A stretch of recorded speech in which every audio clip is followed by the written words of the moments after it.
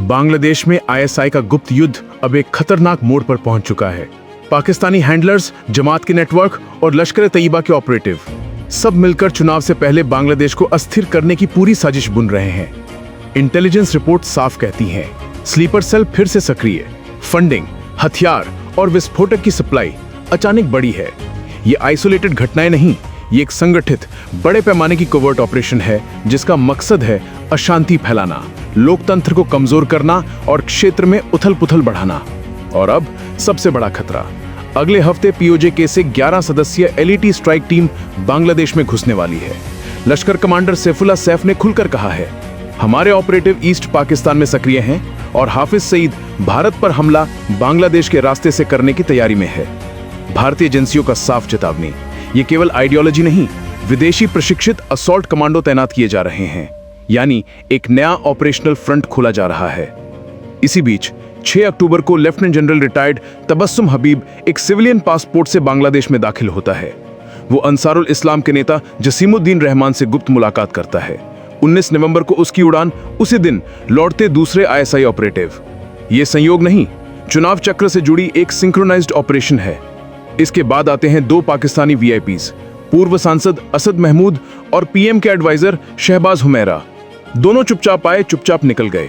उनकी यात्रा भी बिल्कुल वही टाइमलाइन फॉलो करती है, यानी इंटेलिजेंस प्लस राजनीति प्लस सैन्य नेटवर्क एक ही मिशन में जुड़े हुए हैं। और हैरान करने वाली बात, आईएसआई की 8 सदस्यीय टीम ने बांग्लादेश की एविएशन कंपनी से हेलीकॉप्टर किराए पर लिए, भारत बांग्लादेश बॉर्डर के ऊपर एरियल रिकॉनेसेंस किया, घुसपैठ के रास्ते, ड्रॉप जोन, सप्लाई रूट सब मैप किए।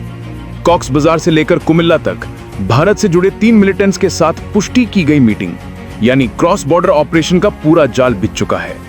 इसी के समानांतर जमात का मिलिटेंट नेटवर्क, एक्शन कमेटियां, हथियारों का stock, rural safe houses, Rohingya corridor सब एक्टिवेट कर रहा है। ये वही पैटर्न है जो 1971 से पहले दिखा था, लेकिन आज के हथियार और तरीके कई गुना खतरनाक हैं।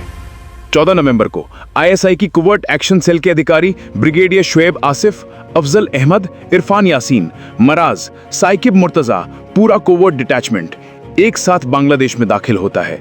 यह बांग्लादेश में आईएसआई की सबसे बड़ी घुसपैठ मानी जा रही है।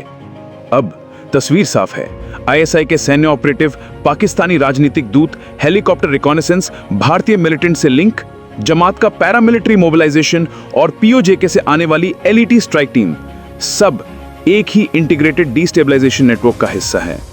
अगर यह नेटवर्क एक्टिवेट हुआ तो दंगे, हाई इंपैक्ट टेरर स्ट्राइक, राजनीतिक हत्याएं, बॉर्डर सबोटाज और चुनाव पूर्व भारी अस्थिरता सब कुछ संभव है।